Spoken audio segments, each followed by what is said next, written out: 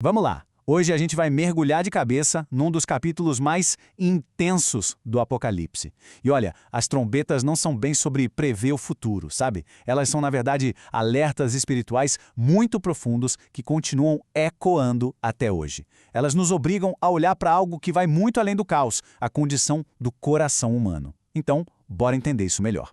O texto já nos prepara com essa frase, que é puro suspense.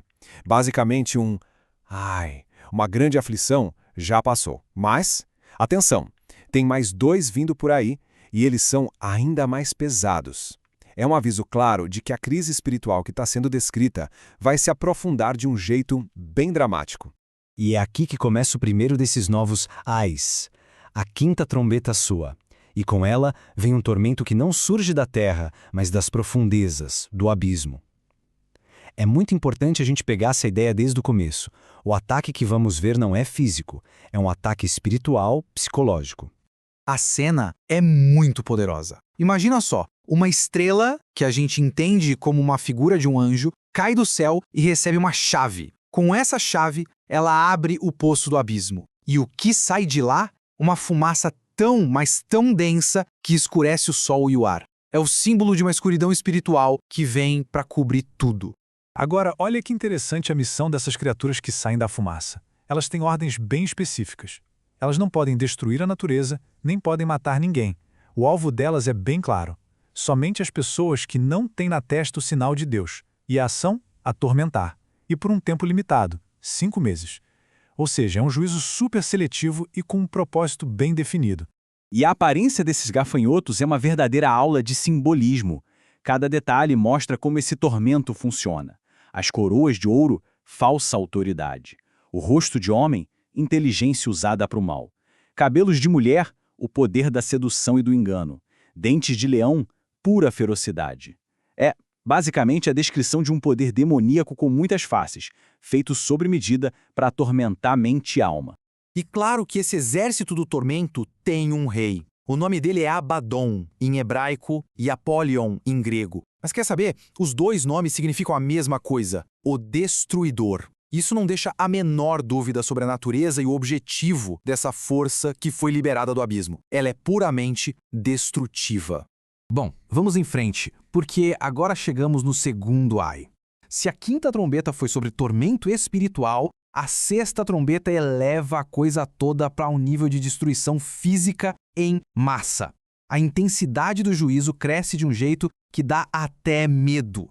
O sexto anjo toca a trombeta, e um exército é solto lá do rio Eufrates. O número é simbólico e, ao mesmo tempo, espantoso. 200 milhões de cavaleiros. A imagem que isso passa é de uma força militar avassaladora, impossível de ser parada por qualquer exército humano. E a descrição desse exército é praticamente uma visão do inferno. As couraças dos cavaleiros têm as cores do fogo e do enxofre. Os cavalos têm cabeça de leão, que é símbolo de poder e ferocidade, e caudas que parecem serpentes, que também machucam. Cada detalhe visual só reforça a ideia de uma praga mortal e implacável. O poder de destruição desse exército se concentra em 3 pragas que saem da boca dos cavalos: fogo, fumaça e enxofre. São as ferramentas diretas da morte. Uma imagem que lembra muito a ideia de juízo divino e de destruição total. A consequência de tudo isso é dita de forma bem direta e chocante. Por causa dessas 3 pragas, 1/3 da humanidade morre. É uma catástrofe numa escala que a gente nem consegue imaginar. O ponto máximo da destruição física que a gente viu até agora. Mas por mais terrível que seja toda essa destruição, o texto nos leva agora para a verdadeira tragédia, o ponto central de todo esse capítulo. Não é o que acontece do lado de fora, mas sim o que acontece, ou melhor, o que não acontece, do lado de dentro das pessoas. E aí fica a pergunta, né? Depois de ver um juízo desse tamanho, o que será que os sobreviventes fizeram? Qual seria a resposta lógica de alguém que vê 1/3 do mundo morrer de um jeito tão brutal? E aqui está a resposta do texto, que é de cair o queixo. Os sobreviventes não se arrependeram. Mesmo com todo o horror, com toda essa demonstração de poder, eles continuaram na mesma. O ponto crucial é este. A praga mais terrível não foi o fogo nem a fumaça, mas a dureza do coração humano. O texto é bem específico sobre as coisas das quais eles não se arrependeram. Continuaram adorando ídolos e demônios, cometendo assassinatos, praticando feitiçaria, imoralidade e roubos. Ou seja, eles se apegaram às obras de suas mãos em vez de se voltarem para a única fonte de salvação.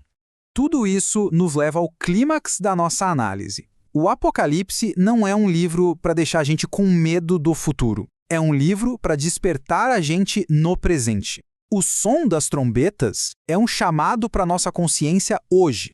E essa é a lição principal que a gente precisa levar daqui. A maior tragédia descrita no capítulo 9 não é a morte de 1/3 das pessoas. É a existência de um coração tão duro, mas tão duro, que nem o juízo mais severo consegue quebrar. Essa é a verdadeira catástrofe espiritual.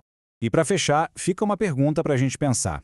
Se essas trombetas simbólicas soassem nas nossas vidas hoje, através de crises, de alertas, de consequências, o que elas mostrariam sobre a condição do nosso coração?